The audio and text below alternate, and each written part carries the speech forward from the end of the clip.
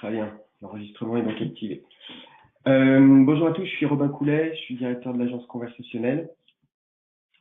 Bonjour, je suis Damien Petitbois, je suis directeur de production chez Conversationnel et principalement en charge de la supervision des chatbots à l'agence. Voilà, tout le monde va arriver, j'espère que tout le monde nous entend. On n'a pas mis la vidéo puisqu'on a mis la présentation en plein écran. Voilà, s'il y a un problème technique, n'hésitez pas à nous contacter, nous le dire. On va démarrer au fur et à mesure. L'objectif de cette réunion, de cette webconférence, devrait donc être de faire le tour sur le sujet des chatbots, avec l'approche de se demander comment est-ce qu'on va pouvoir améliorer en fait l'ensemble des chatbots. Excusez-moi, je suis pas sur la bonne slide. On va repartir au début. Voilà, on y est. Au cours de cette réunion, qui va durer à peu près 1 heure, on va faire un petit peu le tour sur les chiffres à retenir du marché. Évidemment, un petit rappel de qui nous sommes. Passer pas mal de temps à voir différents bots pour bien étudier en fait quel chatbot peut être utile à quel besoin. On va rentrer dans une période pratique sur la façon de créer un chatbot qui soit à la fois intelligent et utile, hein, ce qu'on a voulu dire à travers ce webinaire. Faire un petit point sur demain et les services qu'on pourra avoir autour d'un chatbot, et enfin tout de suite se dire aussi comment le chatbot pourrait être utile sur le fameux sujet du RGPD qui est un sujet dont on parle énormément.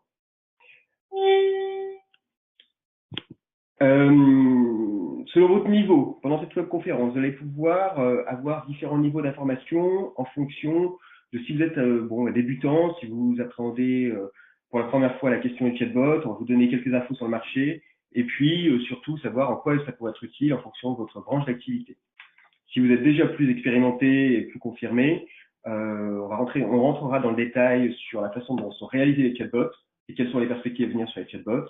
Et enfin, si vous êtes déjà expert, si vous avez notamment déjà lancé un chatbot, je pense que c'est le cas pour certains d'entre vous, voir comment améliorer l'existant. Et améliorer l'existant peut passer par la façon dont vous positionnerez votre chatbot au sein de votre marque et au service de l'ensemble de vos équipes. Alors, pour le marché, pourquoi est-ce qu'on parle autant des chatbots? C'est avant tout parce que la messagerie instantanée, les messageries instantanées, qu'elles soient Slack, WhatsApp, Skype, ou même le SMS, qui était l'historique des messageries instantanées, ont un vrai pouvoir et sont complètement plébiscités par les utilisateurs. Donc ça, c'est la première raison qui explique qu'on parle énormément de chatbots, parce qu'il y a de nombreux utilisateurs de messagerie instantanée, et ça a même dépassé les réseaux sociaux pour les 4 premières messageries les plus connues. L'autre raison pour laquelle les chatbots sont intéressants, c'est que en fait, dans l'univers du web, cette interface digitale se trouve être une des plus habiles. Alors, quand on parle d'interface digitale, on peut le comparer à une application, à un site web ou à un site responsive, à une page quelconque. Aujourd'hui, un chatbot fait que cette solution est assez facilitante dans le sens où le chatbot se met à la disposition quelque part de l'utilisateur. C'est évidemment une interface qui est disponible 24 heures sur 24, mais de façon précise, et 7 jours sur 7. Donc il y a cette notion d'immédiateté dans l'information que je délivre qui fait que c'est intéressant. Le chatbot permet également d'avoir une relation qui, bien que ce soit un robot, en fait, finalement est assez intime, puisqu'on rentre dans des conversations qui sont personnalisées, on rentre dans des conversations qui sont directes aussi, et donc ça crée quelque chose d'assez intéressant du point de vue de la relation client au sens large. Les chatbots permettent d'avoir une connaissance de l'usager assez approfondie, parce que la discussion permet en fait de récolter des données et de récolter une information qui pourra être exploitée par la suite. Et enfin, on l'oublie parfois, mais quelque part, c'est aussi le fait d'être dans une messagerie et dans une conversation, un modèle d'accessibilité, un modèle d'autant plus, on en parlera quand on va rentrer dans les voice bots, mais un modèle d'accessibilité, c'est-à-dire que c'est une interface qui est accessible à tous, notamment au handicap. L'autre raison par rapport au marché des chatbots, c'est que la relation client, qui est la satisfaction des clients, aujourd'hui est assez redondante. Et il y a 85% des interactions avec un client qui ne nécessitent déjà plus d'intervention humaine, dans le sens où ce sont des questions qui ont été normées, posées, sur lesquelles on a des réponses aux objections, sur lesquelles on a mis en place des FAQ. Donc pour la plupart, pour une grande partie de ces interactions, elles peuvent être automatisées assez facilement. Les utilisateurs, quant à eux, pour le début de l'aventure des chatbots, sont quand même plutôt favorables. En tout cas, ils sont intéressés par la première chose qui est l'instantanéité. Aujourd'hui, face aux réseaux sociaux, on s'est rendu compte que les consommateurs avaient besoin d'avoir des réponses immédiates, instantanément. Et donc, le chatbot répond tout à fait à cette demande et cette pression, quelque part, des consommateurs. D'ores et déjà, il y en a 1 sur 5 qui considère que c'est quand même le chemin le plus simple pour contacter une entreprise et donc avoir une réponse immédiate. Les millennials, qui peuvent être des représentatifs aussi des usages digitaux de demain, sont un peu plus favorables à l'utilisation des chatbots aux États-Unis. Et aussi, ce qui nous fait dire que les utilisateurs sont déjà favorables, c'est que les premiers résultats qui sont amenés en termes de conversion sont bien supérieurs que sur d'autres formats qui sont les emailing. Alors les emailing étaient très faibles, hein, il faut aussi le dire, mais même si on compare à des taux de conversion plus classiques sur un site web, c'est entre 10 et 15% supérieur.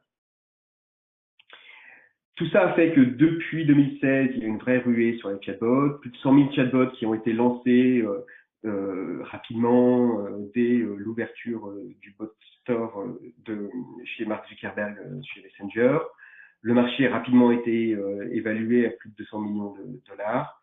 Et les entreprises, en 2017, ont été dans des réflexions sur la création d'un chatbot. Et une bonne partie d'entre elles se sont déjà mises en cours d'installation d'un chatbot. Vous avez toutes les données, toutes les sources de ces chiffres-là. Donc, on parle beaucoup des chatbots, vous êtes nombreux à vous y intéresser. Et demain, les entreprises imaginent que ça sera un outil de confiance parce que les chatbots auront des missions essentielles et sur lesquelles elles pourront répondre de façon tout à fait confiante sur le fait de renseigner les clients, tout simplement délivrer une information, mais aussi un tout petit peu plus loin, c'est gérer la relation client. Ça va plus loin dans le sens où ce n'est pas que délivrer une information, mais c'est rentrer dans une information qui est personnalisée, conseiller, aller encore plus loin dans la relation client, conseiller en fonction du choix du client, et peut-être enseigner, former, etc. Donc les données sont tout à fait favorables par rapport aux entreprises sur l'utilisation d'un chatbot. Donc tout ça est très positif. Simplement aujourd'hui, on se rend quand même compte que on n'est pas encore pleinement satisfait dans une expérience avec un chatbot. Tous les signaux sont favorables.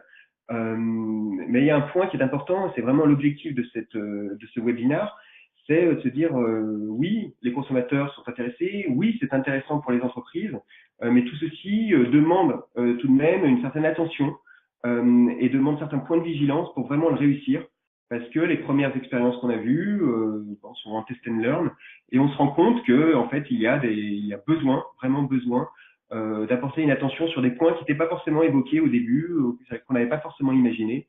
Et c'est un petit peu ce qu'on va essayer de voir aujourd'hui, point à point, de façon à pouvoir arriver à une satisfaction, parce que comme c'est un robot, si ce robot est décevant la première fois, et ben, ça a un résultat assez immédiat sur le consommateur. Donc il faut vraiment être impliqué dans la création de son chatbot pour arriver à pleinement satisfaire et bien utiliser un périmètre qui soit assez fermé pour ne pas décevoir. Alors, en quelques mots, pourquoi nous on parle de ça? Donc on est l'agence conversationnelle, on est spécialisé dans les contenus digitaux et en particulier sur le social media. L'agence que j'ai cofondée en 2011 a donc beaucoup travaillé sur les notions d'e-réputation, de social media, de content marketing. On est une quinzaine de personnes, on fait plus d'1 million de chiffres d'affaires. Et depuis 2016, donc on s'est diversifié dans la conversation personnalisée et automatisée avec les bots, parce que c'était vraiment la continuité de notre métier qui est en fait de prendre la parole pour nos clients à travers les réseaux sociaux, à travers le digital, et arriver justement à concevoir une relation qui soit vraiment immédiate, spontanée, tout en étant tout à fait en lien avec la plateforme de marque.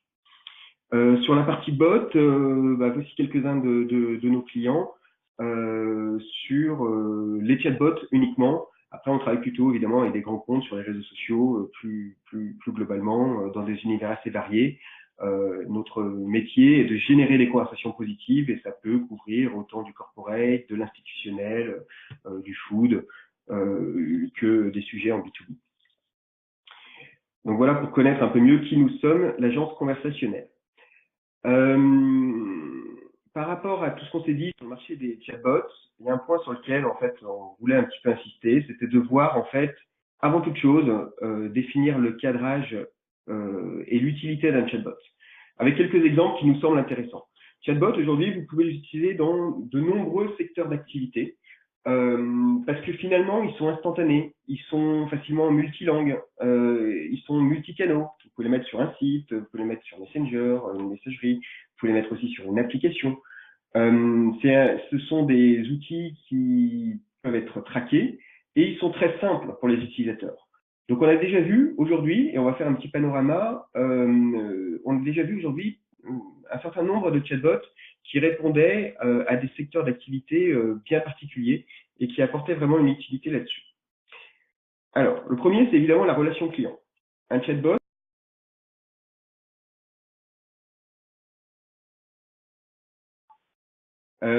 et enfin, des questions autour de la communication interne, la formation, la conduite de changement.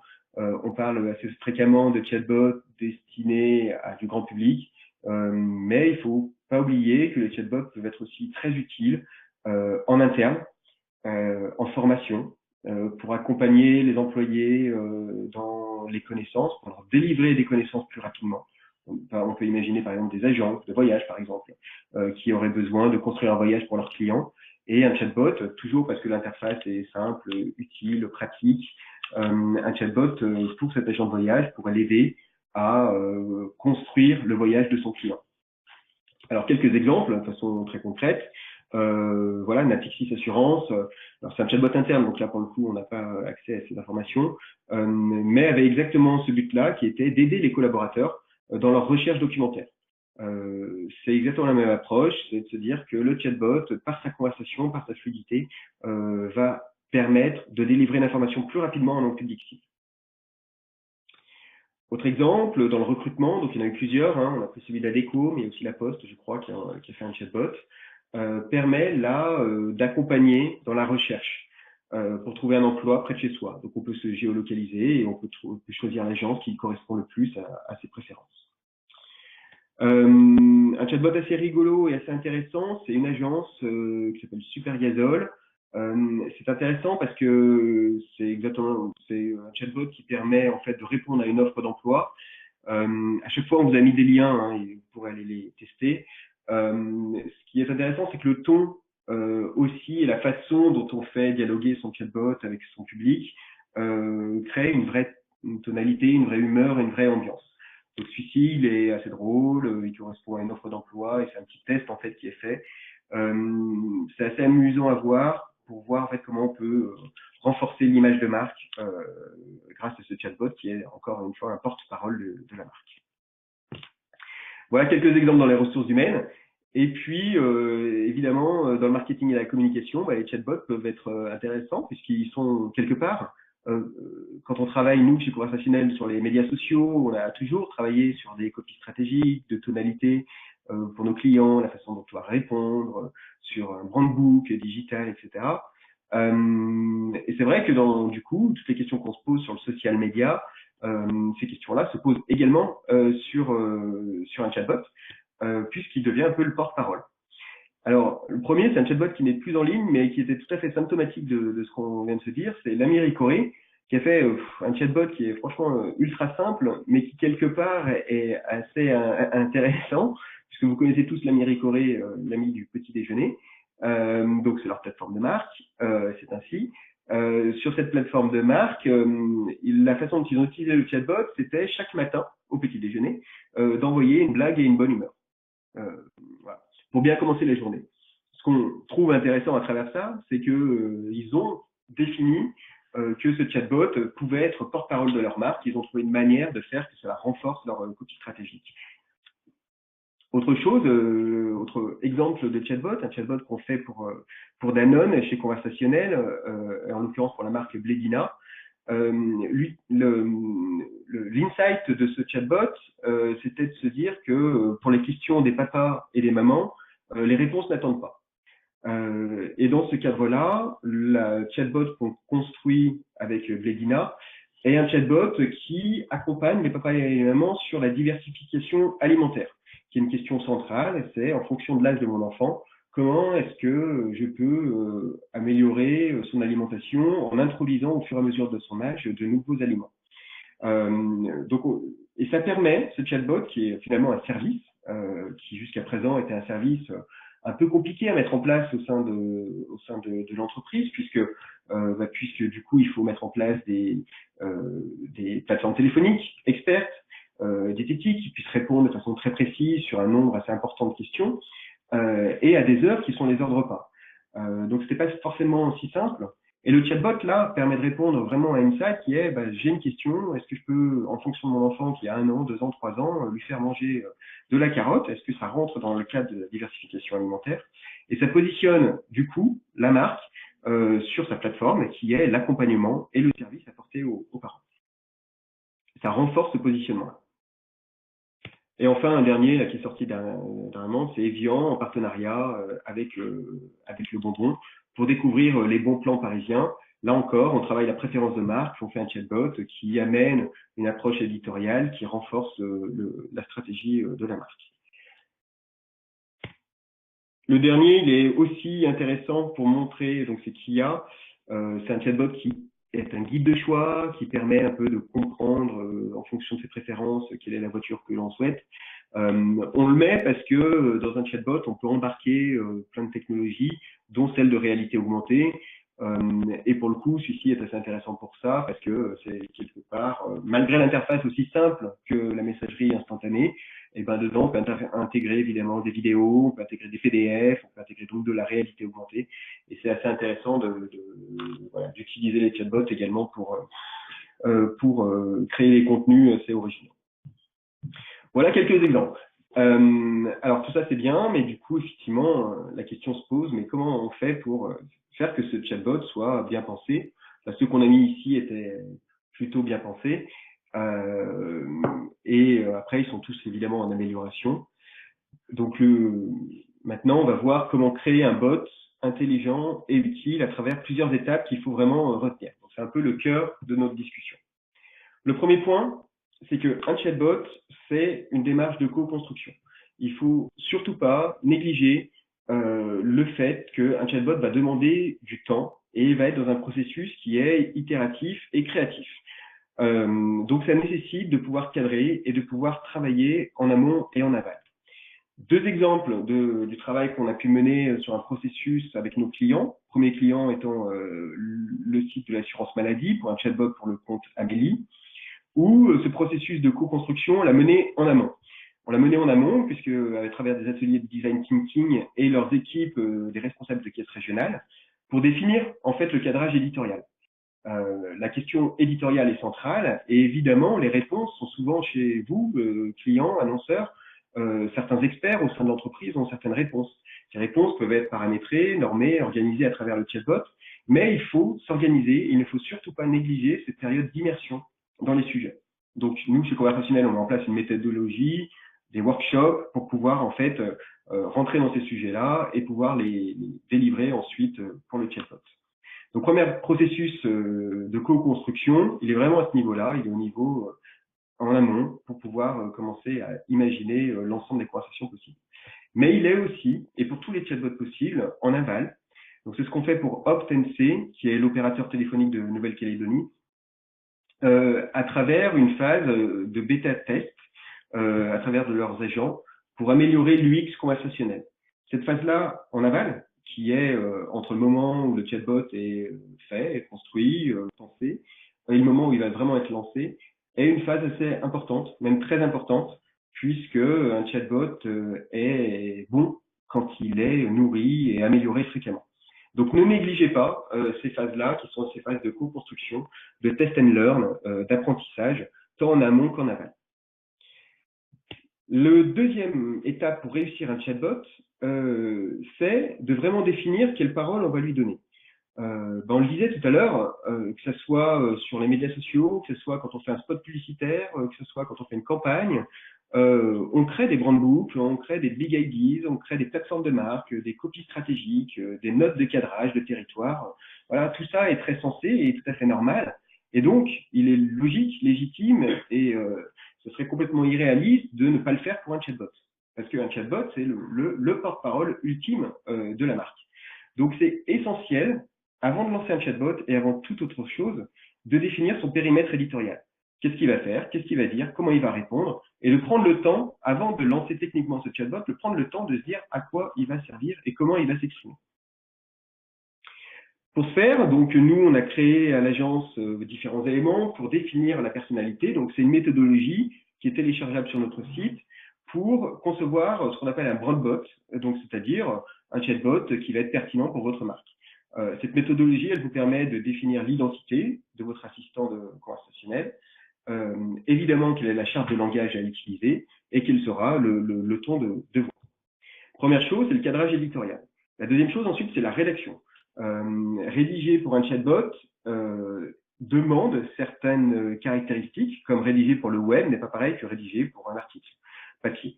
Il faut être plus court, il faut être plus direct, il y a des références aux emojis qui peuvent servir, il y a des contenus enrichis qu'on peut envisager. Par rapport à ça, il faut aussi imaginer une période de cadrage éditorial, puis ensuite une période de rewriting, de rédaction totalement adaptée à cette interface, qui est une interface souvent mobile, qui est sur du texte, et qui doit donc être pensée par rapport à l'utilisation qu'on en fera, c'est-à-dire assez courte, assez immédiate, assez spontanée.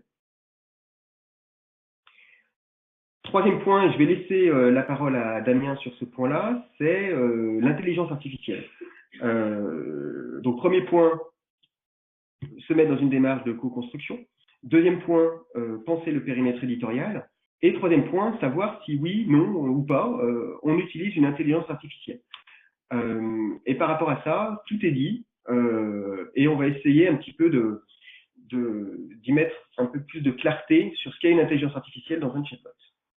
Damien. Oui, donc en fait, voilà, il y a plein de buzzwords qui tournent autour de l'intelligence artificielle. Donc, on en a mis quelques exemples ici. Donc, le TAL, qui est le traitement automatique du langage, le NLP, le Natural Language Processing, le PNL, qui veut dire la même chose, mais cette fois en français, de programmation neurolinguistique, le NLU, qui est le Natural Language Understanding, sur la compréhension cette fois, les entités, les intentions, le machine learning. Donc voilà, en fait, il y a énormément de choses qui tournent autour.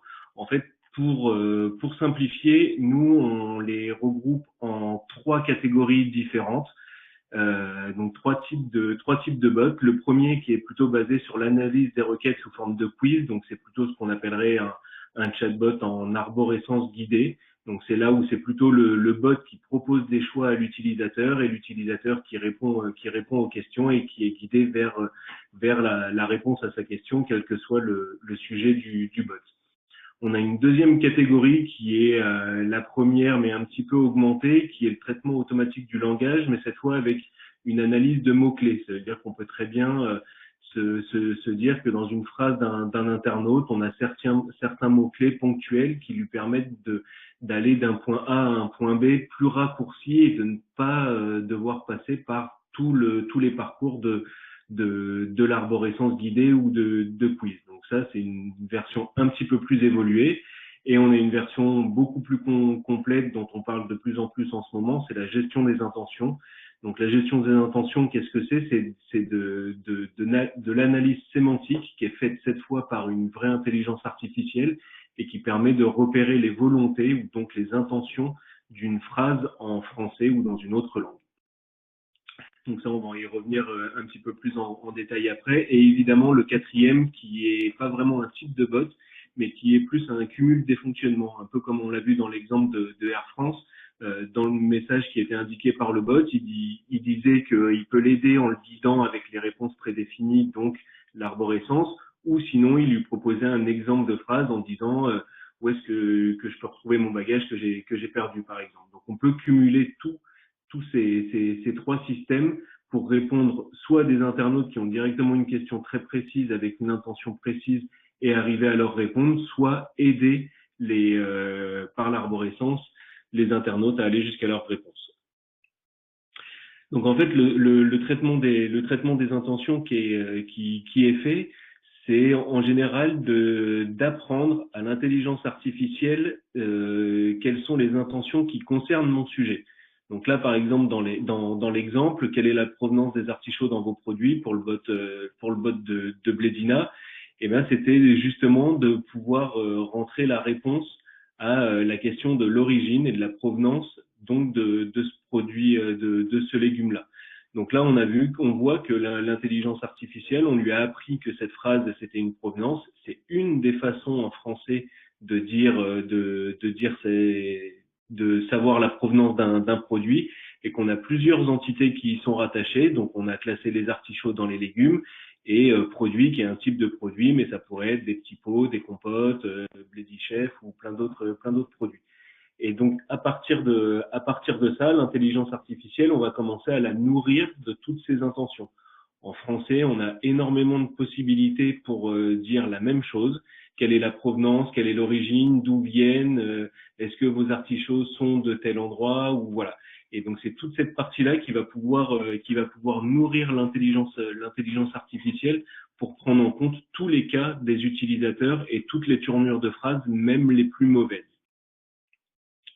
Donc dans un autre exemple, donc là on voit bien que l'intelligence artificielle, après lui avoir appris que cette intention c'était une intention qu'on a nommée recyclage, de savoir si les emballages ou les packagings sont recyclés, et on a toujours plusieurs entités qu'on a définies, donc emballage qui est une forme de packaging, et le produit qui cette fois a un plat et plus un produit comme dans l'exemple d'avant. Et sur la droite, vous pouvez voir le résultat de la réponse après rédaction et après les autres étapes qu'on avait vues avec Robin en amont. Et donc tout ça en fait, et donc toute cette phase-là passe par un peu le Graal des chatbots, qui est le machine learning ou l'apprentissage automatique ou semi-automatique. En fait, un bot s'éduque au maximum avec le contenu qu'on peut lui fournir. Donc là, par exemple, dans la capture, vous voyez qu'il y a un score à côté, un chiffre très compliqué, mais juste en prenant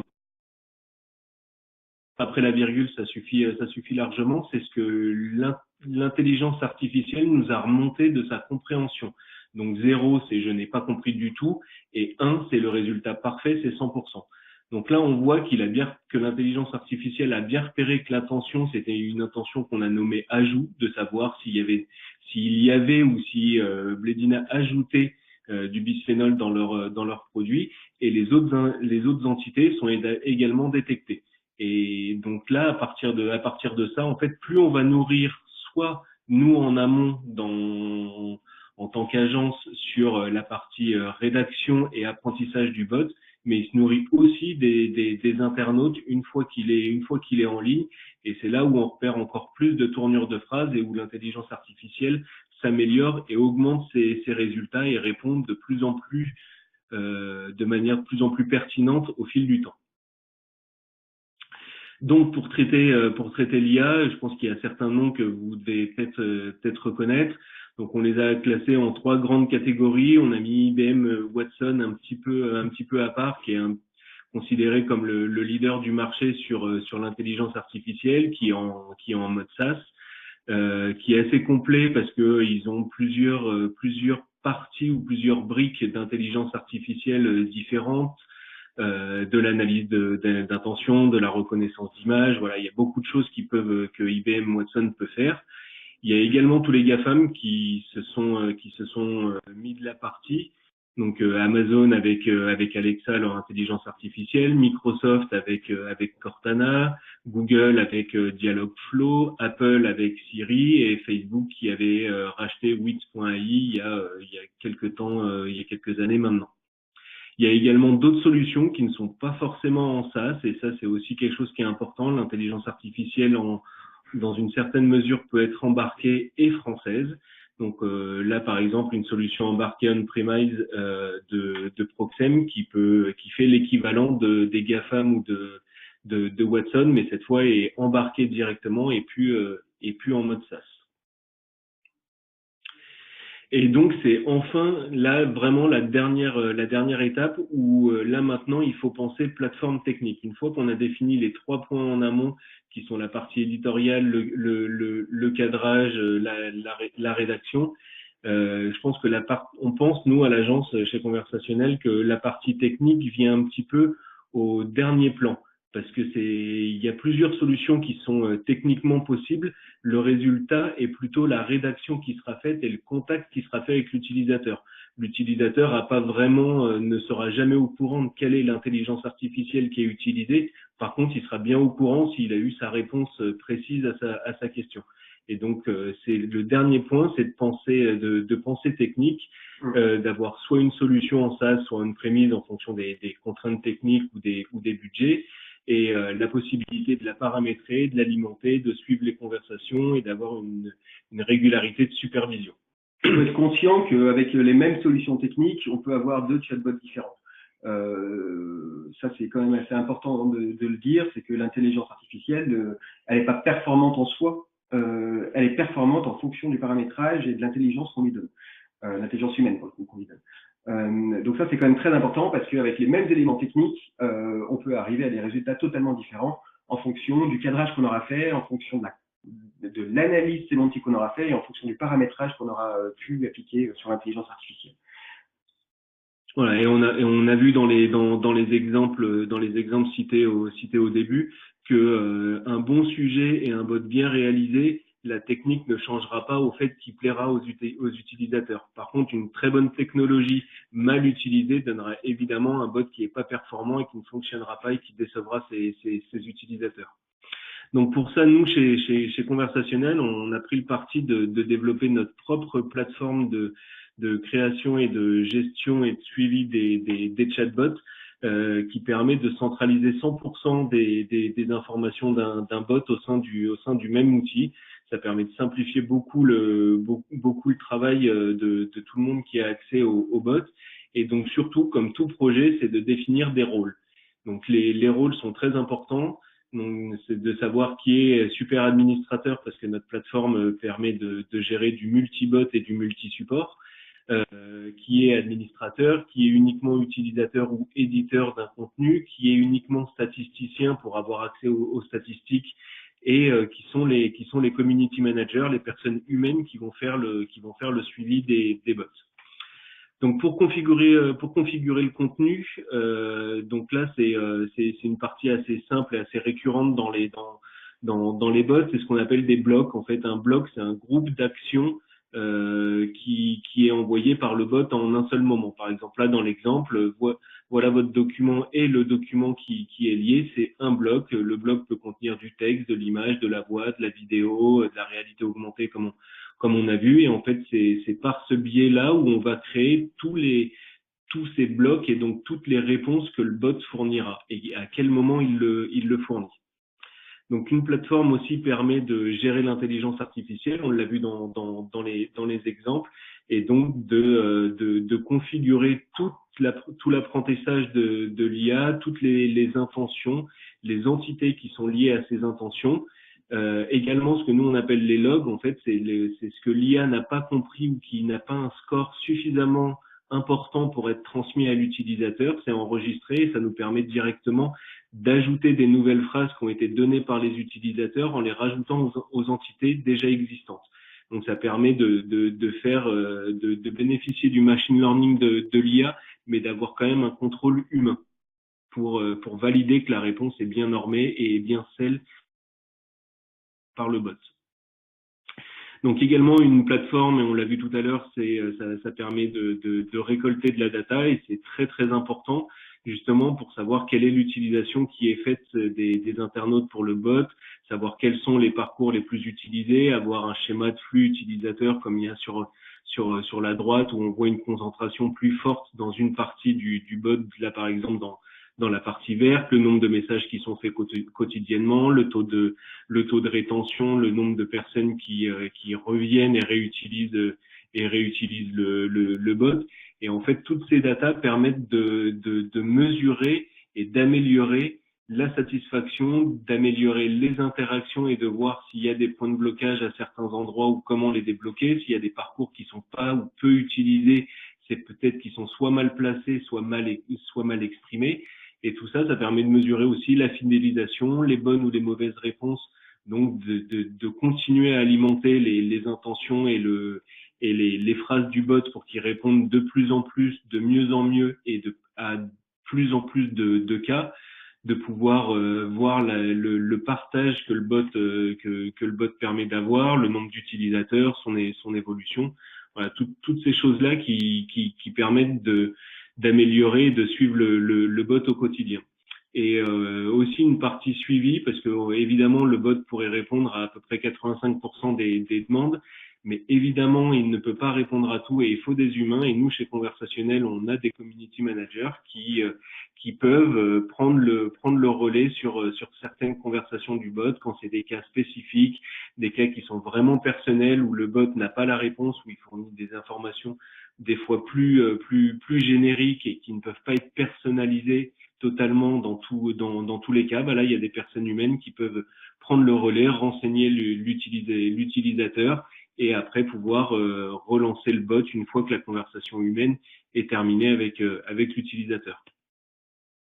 Et donc c'est là où justement nous on appelle ça l'escalade vers l'humain. Comme le bot ne peut pas tout faire pour tout le monde, et ben on a créé la gestion des marqueurs. Donc c'est un community manager qui peut définir ou mettre des points d'attention sur le bot pour pouvoir le suivre et être alerté directement dès qu'un marqueur est déclenché. Donc ça peut être des intentions non comprises par l'intelligence artificielle, ça c'est automatique. Mais on a aussi d'autres exemples. Par exemple, si le bot répond 2 fois de suite à un utilisateur, je n'ai pas compris. Ça veut dire qu'il doit y avoir forcément quelque chose qui a été soit mal dit par l'utilisateur, soit mal compris par l'intelligence artificielle, et que donc il faut reprendre le pas humain dessus. Un message d'un utilisateur qui est trop long, un message qui fait 10 lignes. Pour l'instant, même les très bonnes intelligences artificielles n'arrivent pas à reconnaître tout le sens d'une phrase qui fait un paragraphe entier. Donc ça, c'est une alerte, et là, un community manager peut avoir la réponse. Une personne qui revient trop souvent au menu principal, voilà, etc. C'est plein d'exemples qu'il faut définir pour pouvoir mettre des points d'intention sur le bot et le suivre quotidiennement. Voilà, sur l'ensemble de ces points en fait, qui permettent aujourd'hui de donner un peu les grands guidelines sur le fait de lancer un chatbot. J'espère que ça vous est utile. On va essayer de répondre à vos questions là dans quelques minutes. Juste pour se dire, en fait, demain, tout ça nous amène vers quoi? D'abord, il y a une chose quand même centrale qui est que ce pilier-là va se renforcer. Alors, non seulement parce que les consommateurs le demandent, ça on l'a vu, mais aussi et peut-être surtout parce que finalement, on en a besoin.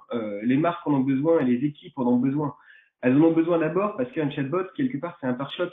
Encore une fois, de notre expérience sur les réseaux sociaux conversationnels, on voit bien que les consommateurs sur les réseaux sociaux ont une pression d'instantanéité, d'immédiateté et de précision. Et le chatbot permet de répondre à ça, d'alléger les équipes et de faire que puissent se concentrer sur des tâches à plus forte valeur ajoutée. L'autre chose, c'est que c'est un porte-parole. C'est-à-dire qu'il unifie la parole de la marque.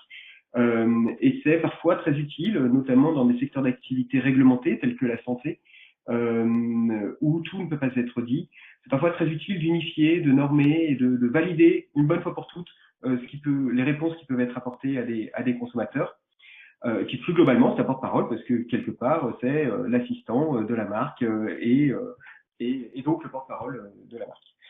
Ça sera aussi demandé par vos équipes parce qu'on voit bien que cette conversation permet de performer et de faciliter les échanges en récoltant de la data. Donc il faut s'attendre à ce que le commerce conversationnel soit de plus en plus important. Et ça va vous demander donc du coup d'assurer une supervision assez irréprochable de votre chatbot. Puisque si cet élément va se renforcer, il faut, tout ce qu'on a pu dire avant, le renforcer également en améliorant en continu les conversations. Et ça va nécessiter peut-être une nouvelle organisation pour pouvoir garantir un taux de service par reprise de l'humain. Donc là, chez nous, on a dit, on a un système, puisqu'on vient du community management, du social media management, on comprend bien en fait les enjeux et donc on a mis en place des systèmes qui permettent de reprendre la main sur les chatbots de façon immédiate, mais aussi d'optimiser en live en suivant l'ensemble de ces conversations. Donc c'est assez nouveau, mais c'est essentiel parce que aujourd'hui, on ne peut pas du tout encore considérer que le chatbot remplacera tout le monde et fera le travail d'un humain. Donc il s'agit d'inventer des nouvelles façons d'organiser les équipes en mettant les chatbots peut-être en avant, qui soit un rôle qui soit central, et de voir avec une agence, des partenaires ou peut-être en interne comment est-ce qu'on peut du coup améliorer et renforcer et nourrir ce chatbot puisqu'il est très utile dans l'organisation des équipes. Donc première chose sur les demain, c'est quoi? Demain, il faut vraiment pouvoir mettre un pied sur les chatbots parce que ça va se renforcer très probablement. Et puis demain, c'est aussi les assistants vocaux. Alors on en parle beaucoup via évidemment Google Assistant. Google Assistant, il en est au début, mais c'est vrai qu'il est assez utilisé pour ceux qui en ont un assistant vocal, sur des choses très simples, de commodité, quel temps fait-il, voilà, est-ce que je peux mettre de la musique, des choses comme ça, mais globalement, il semble être assez utilisé. Et même sur smartphone, les utilisateurs d'assistants vocaux sont assez bluffés et assez satisfaits. Ce qui est intéressant, c'est que le chatbot, dans vos deux écosystèmes, va se retrouver au centre. C'est-à-dire qu'aujourd'hui, on a un écosystème digital qui est composé de votre site internet et puis de votre plateforme sociale, les réseaux sociaux, de votre application, etc. Ça, c'est un écosystème digital.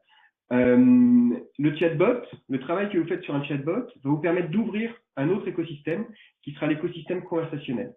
Donc, on est à la croisée avec un chatbot entre l'écosystème digital existant déjà et l'écosystème conversationnel, qui est demain les assistants personnels, mais aussi les objets connectés. Le travail que vous faites sur un chatbot, il est fait aujourd'hui en texte. Tout le travail que vous avez de paramétrage, de compréhension, d'analyse, etc., tout le travail que vous faites, dont on a parlé là, peut être automatiquement transformé en voix. Aujourd'hui, nous, notre plateforme de création de chatbot chez Conversationnel, elle peut automatiquement transformer tous les textes en voix et dans les deux sens, en speech to text et en text to speech. Donc, ça ouvre aussi les possibilités d'imaginer du commerce conversationnel sur des assistants personnels et pourquoi pas sur des objets connectés. Puisqu'après, tout ce travail encore, ça dépend de là où on l'embarque, mais pourquoi pas, il peut être utile sur un objet connecté avec une puce RFID ou sur un bouton qui permet d'actionner une conversation. Ça, c'est à voir. Mais voilà, on est vraiment à cette croisée et ça, c'est assez intéressant de se dire que ce chatbot va aller dans ce sens-là. Enfin, dernière chose et rapidement, puisqu'on en parle partout, du RGPD, donc vous avez sans doute été dans cette problématique-là. Bon, le RGPD oblige les sites à obtenir un accord explicite, à les informer, à minimiser les données qui sont détenues que si elles sont nécessaires, à les protéger, et puis à permettre la modification. Donc ça, c'est le cadre de cette nouvelle loi sur la réglementation et la protection des données. Nous, ce qui nous intéresse, c'est de se dire, tiens, un chatbot, ça pourrait pas être utile pour mettre en place justement cette nouvelle loi. Parce que qu'est-ce qu'on a vu vendredi dernier, vous avez tous reçu 1 milliard de mails, comme nous, voilà, qui nous demandaient simplement de valider de nouveau les conditions générales d'utilisation, qui étaient aussi longues qu'avant. Vous avez reçu des notifications, il y a eu des bannières, des displays, des opt-in différentes. Bon, tout ça se met en place. Évidemment, les entreprises travaillent sur des solutions d'infrastructure de sécurisation et de nouveaux engagements sur la protection des données. OK, mais rien qui rend explicite le consentement, alors que c'est le centre même de la loi. Nous, on pense qu'un chatbot, et on a construit un chatbot exprès pour ça, spécifiquement sur le RGPD, donc il peut être une brique d'un chatbot existant ou complètement dédié à ça, peut rendre explicite ce consentement. Le principe, c'est que l'internaute arrive sur un site, sur une landing page, un chatbot lui propose de savoir, tout simplement, de savoir ce que le site sait de lui. Donc, il lui pose la question, est-ce que tu veux savoir quelles sont les données que l'on détient?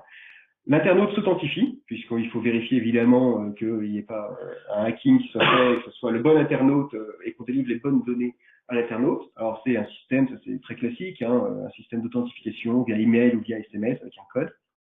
Le chatbot qui est connecté au CRM par une application, par un web service, va remonter les informations de l'internaute. Et donc du coup, dans le dialogue qu'il va ensuite avoir, le chatbot avec l'internaute, il permet d'accéder, puis de lui faire accepter, ou de lui faire modifier, ou de lui faire supprimer ces informations autour du consentement. Donc ça, c'est un cas d'usage assez simple sur le RGPD qui montre que le chatbot dans son interface conversationnelle permet de résoudre des problèmes, en fait, parce qu'il est plus simple, il est plus utile. Et pour le coup, là, en l'occurrence, en ce qui concerne le RGPD, il est explicite, il est en français dans le texte, et il permet d'avoir un engagement écrit et un consentement tout à fait clair. Voilà, en image, c'est un peu ça, mais vous avez compris, l'internaute dialogue avec un chatbot qui lui-même dialogue avec une base de données et permet de répondre aux questions qui ont été posées. Voilà, on a fait le tour. Je crois qu'il y a des réponses dans le chat, là, on va regarder, on va essayer d'y répondre. Sinon, si vous avez d'autres questions, n'hésitez pas d'envoyer un mail à chatbot@conversationnel.fr, de façon à ce qu'on puisse aussi y répondre peut-être plus longuement. Merci à tous. Merci. Alors, je vais peut-être...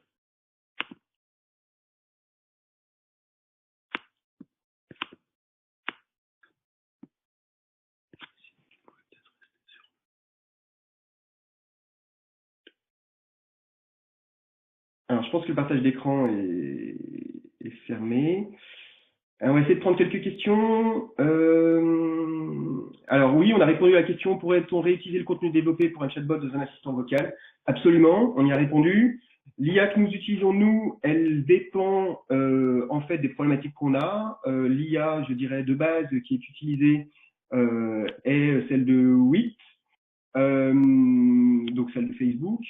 Mais tout l'intérêt de la plateforme qu'on a créée, c'est que c'est un framework. Et donc, du coup, on peut plugger des IA spécifiques, notamment si vous avez des licences Watson ou si vous avez des spécificités, peut-être pour aller sur Google Assistant et d'utiliser l'IA de Google. Donc, on peut utiliser plusieurs. Quel budget minimum prévoir pour développer un chatbot? C'est vraiment compliqué de répondre à ça. Je dirais, c'est vraiment compliqué parce que on peut faire des chatbots très simples qui permettent de répondre juste à une question, à un formulaire. Voilà, imaginons un budget minimum, je veux faire un formulaire, je le chatbotise, donc il faut prévoir un petit budget de setup pour mettre en chatbot, pour faire la conception, la rédaction, etc. de ce formulaire-là, de l'imaginer. Donc, on va dire c'est quelques milliers d'euros, entre 5 et 10 000 euros pour cette partie-là. Après, il faut quand même prévoir une partie de suivi, donc qui consiste à l'hébergement, la maintenance et surtout le suivi des conversations.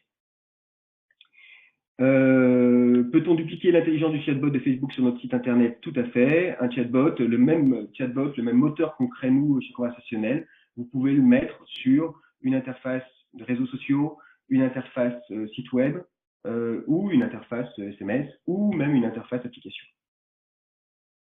Ce que l'IA a appris avec un client, l'utilisez-vous avec un autre client? Oui, tout à fait. L'intérêt d'avoir une plateforme de création de chatbot, c'est aussi de pouvoir mettre en synergie les apprentissages qu'on fait avec les uns avec les autres. Donc il y a certains éléments, voilà, par exemple la liste des injures, on a une liste considérable d'injures et évidemment elles sont valables quels que soient les sujets. Bon, c'est un exemple amusant, mais bien sûr, l'idée c'est de pouvoir mettre tout ça en synergie. Par contre, sur est-ce que l'IA a appris avec un client, est-ce qu'on l'utilise sur un autre, il y a énormément de choses qui sont très spécifiques à un client et un sujet.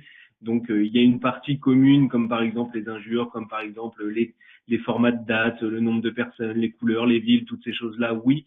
Par contre, après, il y a tout ce qu'on appelle, nous, le cœur métier, donc les conversations métiers, qui, celles-là, non, ne sont pas réutilisées d'un client sur un autre parce qu'elles sont spécifiques pour pour chacun des clients et chacun des bots. Donc, il y a une partie générique, oui, et la partie spécifique à un projet, un client, non. Alors, comment orchestrer une relation entre plusieurs chatbots? C'est possible, effectivement. Comme on a parlé tout à l'heure d'escalader vers un humain, on peut aussi, en définissant des normes et en définissant des règles, d'escalader ensuite vers un autre chatbot. Ça nécessite d'étudier la doc de l'autre chatbot, la doc technique, et donc de pouvoir renvoyer ensuite non pas vers un humain, mais vers un autre chatbot. Si un chatbot ne peut pas répondre avec satisfaction à une question donnée, ou que cette dernière adresse une question critique qui nécessite une intervention humaine, comment faites-vous le routing vers un agent ou un spécialiste? C'est le nerf de la relation client, me semble-t-il, tout à fait. On l'a un petit peu évoqué tout à l'heure. Il faut là encore définir ce qui peut être sensible, problématique, critique, et en fait définir ce cadrage-là et aussi définir comment on va pouvoir le repérer. Alors, on peut le repérer avec des mots-clés, par exemple, on peut le repérer avec des, comme on le disait, des réponses que le chatbot pourrait faire, de façon ensuite à avoir des notifications dans notre plateforme de création et de suivi des conversations pour pouvoir alerter un humain, un community manager qui est chez nous. Oui, on a identifié des critères pour évaluer le succès d'un chatbot ou identifier les différentes étapes qui y mènent. Absolument. Je vais essayer de retrouver un article qu'on a fait paraître dans la presse, je crois, chez LSA, à ce sujet-là, et on vous le transmettra parce que c'est peut-être un peu long comme réponse. L'idée, c'était en fait de distinguer des critères la question c'est autour des critères de succès des KPI. Donc dans cet article, on vous le transmettra, on a distingué 2 cas de figure, le chatbot autour du service. Il y a des chatbots qui sont autour du service où on va plus avoir comme critère de mesure tout ce qui est autour de la satisfaction et de la qualité et de l'hospitalité, par exemple les mots qui sont employés, etc. Et puis on a des chatbots qui sont autour de la notion de commerce, et là on est sur des critères plus autour de la conversion et du suivi de la conversation. Ça, on vous le transmettra parce que c'est un petit peu long, mais on a effectivement pu identifier ça. Comment intégrer la notion de consentement explicite dans la conversation lorsque le chatbot demande ses coordonnées personnelles à l'utilisateur? Tout à fait, c'est ce qu'on a vu en fin de discussion sur le RGPD. C'est aussi parfois important, à travers un chatbot, de penser, si pour vous c'est important le consentement, d'utiliser le chatbot pour pouvoir confirmer que vous avez bien reçu ces informations et demander la validation, comme quoi l'utilisateur est d'accord pour que ses coordonnées personnelles soient utilisées dans quel cadre. Question spectateur 29. Un chatbot est-il nécessairement multicanal? Non. C'est un choix qu'il faut faire. Il faut choisir en fonction de votre cible de là où il doit être, mis en place. Notre plateforme de création de chatbot est un framework, donc elle peut se connecter à différents canaux. Petite particularité pour Twitter, Twitter est beaucoup de contraintes en fait en termes de conversation. C'est-à-dire qu'il limite les échanges qu'on peut avoir. Donc Twitter, il y a des bots sur Twitter, mais on n'est pas dans le chatbot. C'est-à-dire qu'il y a des robots, par exemple si vous utilisez un hashtag, il y a un robot, vous pouvez lancer une opération et dès que le bot repère un hashtag sur Twitter, il envoie une image par exemple, ou il envoie une vidéo, enfin peu importe. Donc ça c'est purement du bot. Par contre, la partie chatbot qui est de la messagerie privée, toute cette partie-là, elle est quand même très peu utilisée sur Twitter parce que Twitter, en fait, met des limites. Je pense pour une question de modèle économique, met des limites au nombre de fois où on peut requitter chez lui. Donc Twitter n'est pas un bon canal pour le chatbot pour l'instant. Question de Guillaume, êtes-vous consultant et ou éditeur? Donc on est une agence de conseil en stratégie digitale sur les contenus. On est une quinzaine à l'agence. Voilà, donc on est tous des experts de la conversation en ligne et on conçoit et on édite des solutions de chatbot. Quel est le modèle économique d'un chatbot?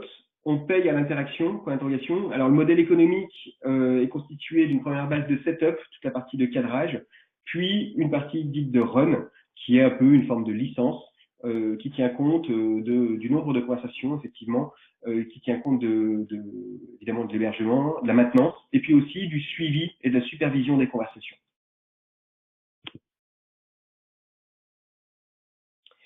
Question suivante. Comment avoir le consentement d'un utilisateur avant de traiter ses données personnelles, alors que le message vient de lui? Oui, ça en fait c'est plus une question par exemple sur Messenger. Sur Messenger, évidemment, l'utilisateur est déjà identifié Donc le consentement, en fait, il l'avait fait d'office via Facebook en créant son compte ou en acceptant dernièrement les modifications. Par exemple, si on prend un chatbot sur un site internet en vitrine, à la connexion, l'utilisateur est un utilisateur anonyme, comme certains d'entre vous sont spectateurs 150. Voilà, on ne connaît pas ni le nom ni le prénom avant de le demander. Et donc là, une fois qu'on l'a demandé, on peut demander à l'utilisateur, est-ce que vous acceptez qu'on utilise vos données pour vous recontacter dans le cadre de votre demande? Et là, on a un accord explicite. Mais si on est sur Facebook ou sur Twitter, l'accord est déjà fait par Facebook et Twitter à la création du compte. Voilà. Et enfin, question, est-ce que vos clients rencontraient des difficultés pour l'acceptation en interne d'un tel outil? Étonnamment peu, en fait. Très étonnamment peu. En fait, c'est assez bien accepté en interne. Honnêtement, on est tous sollicités, on est tous pris, on est tous voilà, très sollicités par des questions qui sont parfois redondantes et on court tous après le temps. C'est une vraie réalité de nos métiers d'aujourd'hui et le chatbot est quand même plutôt bien accepté pour ça. Parce qu'on se rend compte qu'il y a une partie du temps sur lequel on est exposé, sur lequel d'énergie qu'on doit donner à des questions redondantes. Et aujourd'hui, il est assez immédiat et c'est vu de façon assez immédiate que c'est un outil, c'est un atout. À partir du moment, et je réponds à la deuxième question, celle de Max, à partir du moment où on a bien expliqué que le chatbot ne serait pas là pour remplacer totalement les métiers de demain. Il va les faire évoluer. Et puis globalement, dans le monde qui se présente, la question globale sera comment est-ce que l'homme est augmenté par la machine. Hein, ça va être lieu pour ça va être une vraie question pour nos enfants et même pour nous-mêmes. Mais globalement, à partir du moment où on a bien fait comprendre que c'est un atout, que c'était une aide, ça peut apporter quelque chose dans son métier, et qu'on a montré aussi les limites parce qu'elles sont réelles, il n'y a pas de difficulté. Donc oui, la conduite de changement est très importante. Donc pour ça, il faut des workshops, il faut expliquer, il faut montrer des études de cas. Il faut aussi échanger. Nos clients échangent les uns avec les autres aussi, ça c'est intéressant, de façon à pouvoir répondre à ces questions qui sont légitimes, mais voilà, auxquelles il faut pouvoir accompagner. Et je crois qu'on a fait le tour des questions. Il y en a encore. Attendez, comment ça se passe? Tout le monde. Elles sont où? Merci à tous. C'est gentil. Merci à tous. Est-ce qu'il reste des questions? Non, je crois que c'est bon. Ok. Oui. Un contact, donc je vous mets mon mail ici. La présentation dont vous sera envoyée. Et le mail plus court, c'est chatbot@conversationnel.fr.